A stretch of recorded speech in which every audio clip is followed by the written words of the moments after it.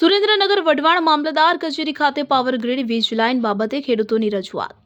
વિગતે વાત કરીએ તો વઢવાણ તાલુકાના ખેડૂતોના ખેતરોમાં પાવર ગ્રીડની હાઈ ટેન્શન વીજ લાઇન તથા પોલ નાખવાની કામગીરી થવાની જાણકારી આપવામાં આવી છે। આ કામગીરી દરમિયાન ખેડૂતોની જમીનમાંથી વીજ લાઇન પસાર થવાને કારણે પાક અને જમીનને નુકસાન થવાની શક્યતા છે, પરંતુ આ બાબતે ખેડૂતોને મળતું વળતર પૂરું ન હોવાની ગંભીર ફરિયાદ સામે આવી છે। ખેડૂતોનું કહેવું છે કે વઢવાણ વિસ્તારમાં જંત્રી એટલે કે જમીનનો દર ખૂબ ઓછી ગણવામાં આવી છે, જ્યારે બાજુના મેમકા ગામમાં વધુ વળતર ચૂકવવાનું નક્કી કરવામાં આવ્યું છે। આશ્ચર્યની વાત એ છે કે વઢવાણ વિસ્તારમાં મહાનગરપાલિકા વિસ્તારમાં આવતો હોવા છતાં અહીં જંત્રી ઓછી રાખવામાં આવી છે, જે ખેડૂતો માટે અન્યાયરૂપ છે। પાવર ગ્રીડના પોલ નાખવાથી ખેતરમાં થતું નુકસાન, પાક બરબાદી તથા ભવિષ્યમાં ખેતી પર થતી અસરને ધ્યાને લઈને ખેડૂતો દ્વારા પૂરતું અને ન્યાયસંગત વળતર આપવાની માંગ કરવામાં આવી છે। સાથે જ પોલ અને લાઇન નાખવાના કારણે થયેલ નુકસાનનું અલગથી વળતર ચૂકવવાની પણ ખેડૂતોની માંગ છે। આ મુદ્દે વઢવાણ તાલુકાના ખેડૂતો દ્વારા વઢવાણ મામલતદાર સાહેબને મૌખિક રજૂઆત કરી યોગ્ય કાર્યવાહી કરવાની વિનંતી કરવામાં આવી છે કે જેથી ખેડૂતોને ન્યાય મળી રહે।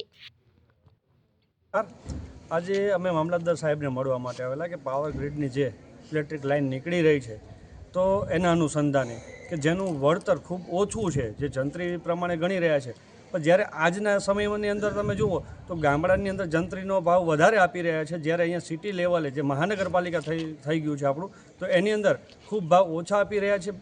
બીજા નંબર ઉપર કે પાવર ગ્રીડ તરફથી કે ગવર્મેન્ટ તરફથી કોઈ પણ પ્રકારની ખેડૂતને કોઈ ઇન્ફોર્મેશન આપવામાં નથી કે ભાઈ અહીંયા તમારા ખેતરમાં પોલ લાગવાનો છે, એક પોલથી બીજા પોલનું ડિસ્ટન્સ કેટલું રહેશે, કેબલ છે તો એનો ટોપ લેવલનો કેબલ કેટલે રહેશે, બોટમનો જે કેબલ છે એ કેટલો રહેશે, સેફ્ટી ફીચર કશું નથી સમજાવવામાં આવ્યું। કંઈ પણ એક પણ પેપર વર્ક કર્યા વગર સીધું આ લોકોએ આજે બોલાવી અને પાવર ગ્રીડના જે કોઈ ઓથોરિટી પર્સન છે એ બોલાવીને એવું કહેવામાં આવે છે કે 8-10 દિવસની અંદર તમારા ખેતરને અમે માર્કિંગ કરવા માટે આવવાના છીએ।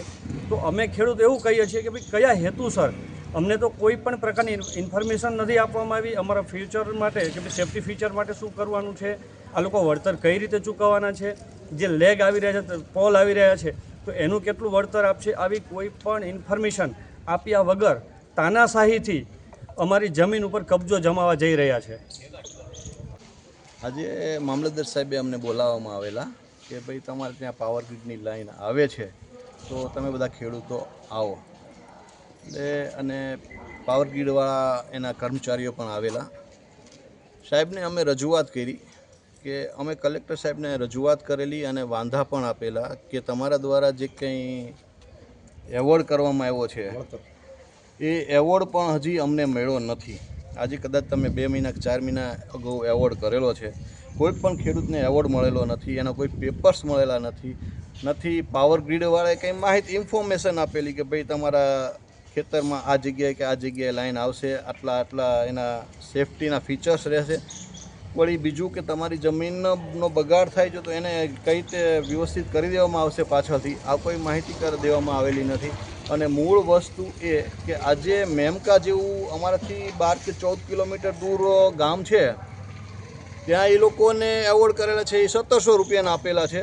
હવે અમારું જે છે વઢવાણ એ મહાનગરપાલિકાને નજીક છે અને છતાં અમને 968 રૂપિયા જેવી કંઈક એસ્ટિમેટેડ વેલ્યુએશન એ લોકો નક્કી કરેલી છે।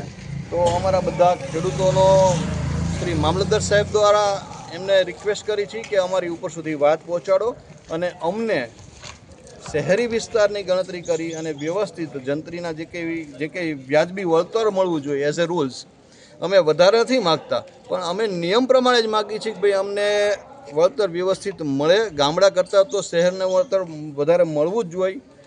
એટલે સાહેબને અમારી આ રજૂઆત છે અને જ્યાં સુધી આવું નહીં કરવામાં આવે ત્યાં સુધી ખેડૂતોને ખૂબ જ નુકસાન જાય છે અને ખેડૂતો આના માટે બહુ મૂંઝવણમાં છે। તો મામ સાહેબને અમે નમ્ર વિનંતી કરી છે કે સાહેબ જરા અમારા પ્રશ્નો ઉપર ધ્યાન આપે। આટલા માટે અમે હાજર થયા છીએ અને સાહેબને અમે મળ્યા અત્યારે।